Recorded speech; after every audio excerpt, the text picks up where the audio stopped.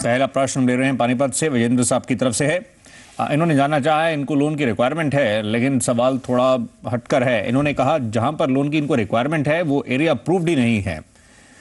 इनसे हम संपर्क स्थापित करने की कोशिश करते हैं और इनसे कॉन्टैक्ट एस्टैब्लिश हो चुका है। विजेंद्र साहब, आप हमें थोड़ा सा समझाइए, आखिर वो जो एरिया जिस जगह आप बता रहे हैं आप आगे बढ़ना चाह रहे हैं, किसी प्राइवेट बिल्डर वो डेवलप कर रहा है, वहां पर आप एक फ्लैट लेना चाहते हैं, ये जब इसको अप्रूवल नहीं है इस एरिया में, तो आप क्यों यहाँ बढ़ना चाहते हैं, क्यों जोखिम लेना चाहते हैं? सर ऐसा है कि जो एक बिल्डर है, ये मतलब प्राइवेट बिल्डर है, ये एक फ्लैट का एडवांस लेता है जी।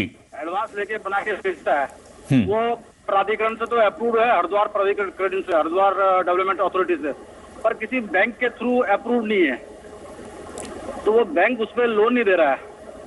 आपको राय दिलवाते हैं, जब लेंडर्स कंफर्टेबल नहीं है, मतलब जो बैंक्स हैं जिन्होंने आपको लेंड करना है, आपने बैंकों से चेक किया वो कंफर्टेबल नहीं है, तो कुछ इसमें ज़रूर ऐसा कुछ इश्यूज होंगे। बलवंत साहब, आप इनको कैसे समझना चाहेंगे? जैसे ये खुद बता रहे हैं, इस प्रकार की जो ये अब आगे कॉल लेना चाह रहे हैं इन्वेस्टमेंट की, क्या इसमें जोखिम रह सकता है? मतलब जब लेंडर्स नहीं कंफर्टेबल, तो ये आगे बढ़ते समय दो बार इस पर विचार ना करें? विजेंद्र जी, ऐसा है, आपको जो बिल्डिंग के लिए, फ्लैट के लिए जो लोन लेना है, अगर कोई भी लेंडर के वहाँ अगर वो बिल्डर अप्रूव्ड नहीं है, तो एक तो हो सकता है कोई ना कोई उस एरिया में प्रॉब्लम होगा या बिल्डर का प्रॉब्लम होगा। तो जब तक कोई भी बिल्डर अगर 2-4 लेंडर के वहाँ अप्रूव्ड नहीं हो, तो मेरे हिसाब से उनसे आपको लोन नहीं लेना चाहिए। फिर भी अगर आपको लगता है कि आपको उनसे ही जगह खरीदनी है, तो आपके एरिया में कोई कोऑपरेटिव बैंक वगैरह है या कोई एनबीएफसी है, तो उनको अप्रोच कर सकते हैं। हो सकता है आपको उसके लिए रेट ज़्यादा, जो इंटरेस्ट रेट है वो ज़्यादा देना पड़ेगा।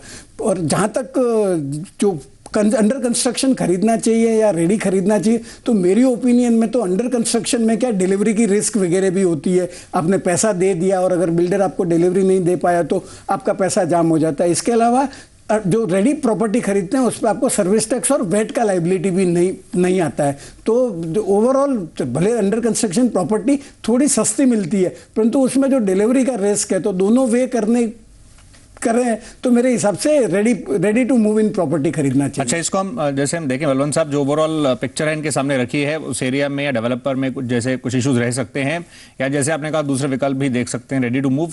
लेकिन फिर भी अगर जैसे ये इसी के साथ ही बढ़ना चाहते हैं, तो अगर कुछ कोऑपरेटिव बैंक्स के ट्राई करें, अगर वहां पर क्लिक हो भी जाता है, अगर जिस तरह से इसको अप्रोच करें, तो क्या वहां बैंक्स के कंपैरिजन में काफी ज्यादा ब्याज देना पड़ेगा? वो डिपेंड करता है कैसे आप नेगोशिएट करते हैं कोऑपरेटिव बैंक से। तो पर जो रेगुलर होम लोन है, उससे ज्यादा rate of interest he cooperative bank charge करेगी आपसे।